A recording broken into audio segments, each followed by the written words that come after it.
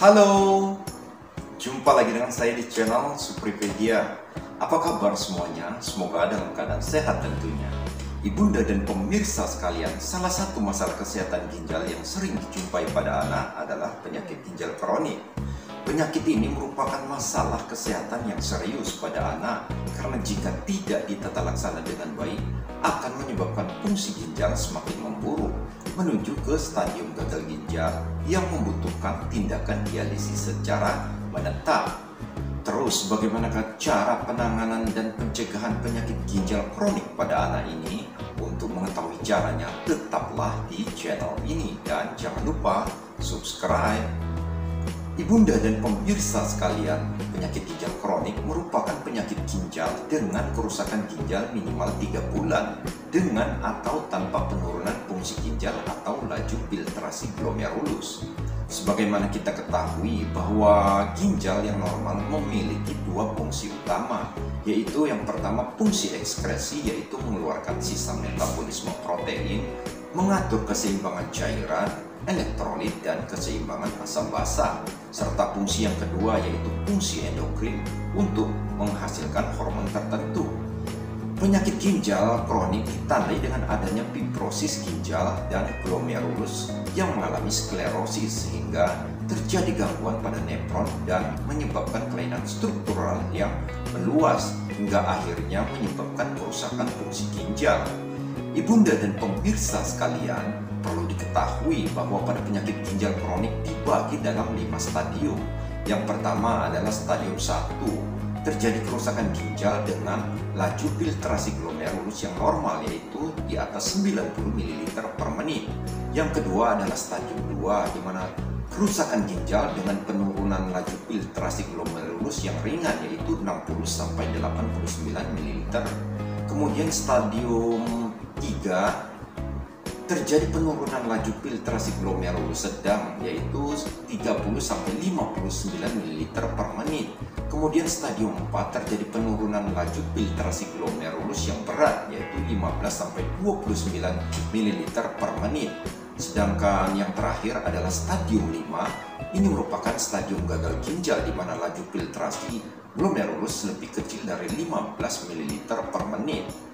Ibunda dan pemirsa sekalian, adapun faktor-faktor resiko terjadinya penyakit ginjal kronik pada anak adalah seperti adanya riwayat keluarga dengan penyakit ginjal polikistik, kemudian adanya bayi dengan BBLR, kemudian riwayat gagal ginjal akut akibat hipoksemia perinatal, kemudian adanya infeksi saluran kemih, kemudian adanya penyakit lupus, adanya riwayat hipertensi, dan yang lainnya. Sedangkan etiologi terjadinya penyakit ginjal kronik secara umum apabila ditemukan di bawah usia 5 tahun, penyebab yang paling sering adalah kelainan bawaan lahir.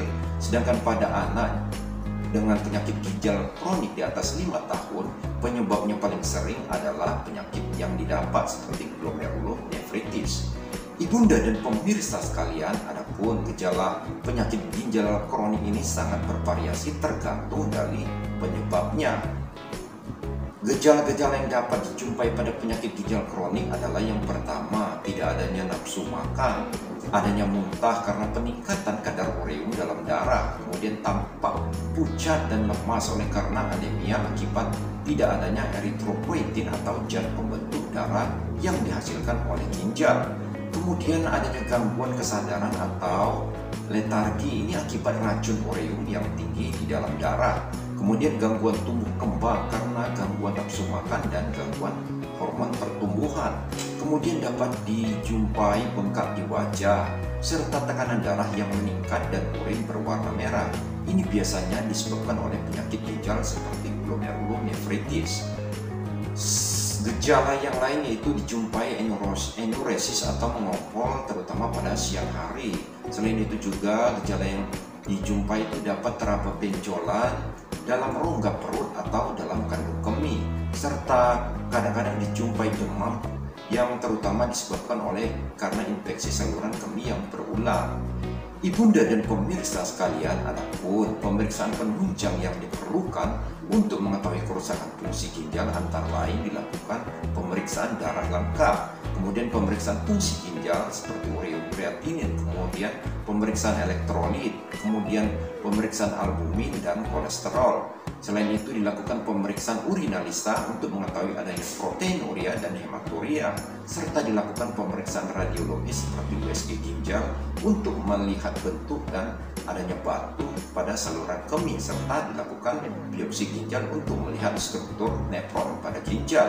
Penderita penyakit ginjal kronik yaitu stadium 1 hingga 3 biasanya bersifat asimptomatik dengan gejala klinis baru muncul pada stadium 4 dan 5, di mana kerusakan ginjal yang progresif dapat menyebabkan peningkatan tekanan darah, terjadinya edema paru, adanya gagal jantung komestif, gejala uremia seperti penurunan kesadaran, adanya anemia, adanya asidosis metabolik, dan gejala yang lainnya. Ibunda dan pemirsa sekalian, perlu diketahui bahwa tujuan penata laksanaan penyakit ginjal kronik adalah untuk menangani penyebab utama gangguan ginjal, menghilangkan kondisi komorbid lain, mencegah atau memperlambat penurunan fungsi ginjal, menangani gangguan metabolik yang terkait dengan penyakit ginjal kronik, serta mencegah dan menangani penyakit kardiovaskuler, serta mengoptimalisasi pertumbuhan dan perkembangan anak. Adapun beberapa masalah yang perlu ditangani pada anak dengan penyakit ginjal kronik antara lain adalah yang pertama itu yaitu penanganan hipertensi, yaitu dengan memberikan terapi obat antihipertensi untuk melindungi nefron yang tersisa dari cedera lebih lanjut dan memperlambat penurunan fungsi ginjal. Yang kedua, melakukan pembatasan cairan dan konsumsi garam yang dapat mengurangi tekanan darah pada anak. Kemudian dilakukan latihan aerobik teratur selama 30-60 menit per hari. Selain itu juga dapat dilakukan penanganan hiperkolesterol pada anak pada penyakit ginjal kronik dengan intervensi gaya hidup seperti olahraga ringan, kemudian mengurangi konsumsi lemak jenuh dan kolesterol.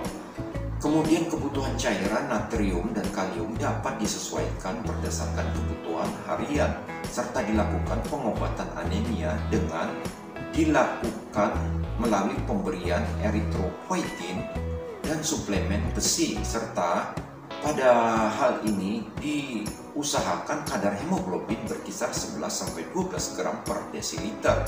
Sedangkan terapi defisiensi vitamin D dapat dilakukan dengan pemberian suplementasi vitamin D. Selain itu juga pertumbuhan perlu dievaluasi secara teratur pada anak-anak penyakit ginjal kronik dengan pemberian terapi hormon. Ini diindikasikan pada anak dengan penyakit ginjal kronik dengan hambatan pertumbuhan. Selanjutnya, status gizi pasien anak dengan penderita penyakit ginjal kronis perlu diawasi secara ketat dengan tata laksana malnutrisi dan modifikasi diet, serta konseling dan edukasi atau terapi nutrisi yang khusus. Kemudian terapi pengganti ginjal dengan dialisis perlu dilakukan untuk menyelamatkan hidup penderita penyakit ginjal kronik, di mana dialisis ini harus segera dimulai bila dijumpai tanda-tanda sindrom uremia seperti adanya muntah-muntah, adanya kejang, penurunan kesadaran hingga koma, serta kelebihan cairan yang menimbulkan gagal di jantung, kemudian edema paru dan hipertensi, serta asidosis yang tidak dapat dikoreksi. Sedangkan tindakan transplantasi ginjal dapat dilakukan pada penyakit ginjal kronik stadium 5 atau pada stadium akhir. Meskipun demikian, tidak semua penderita penyakit ginjal kronik stadium 5 dapat dilakukan transplantasi ginjal. Ibunda dan pemirsa sekalian, adapun prognosis pasien dengan penyakit ginjal kronik bervariasi menurut stadium dan penata laksanaan yang dilakukan. Namun dengan deteksi dan penata laksanaan ini, morbiditas dan morbilitas diharapkan dapat diturunkan. Ibunda dan pemirsa sekalian, demikianlah tips penanganan dan pencegahan penyakit ginjal kronik pada anak ini. Kiranya bermanfaat bagi ibunda dan pemirsa sekalian.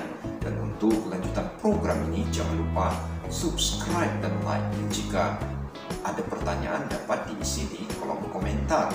Sekian dan terima kasih serta salam sehat.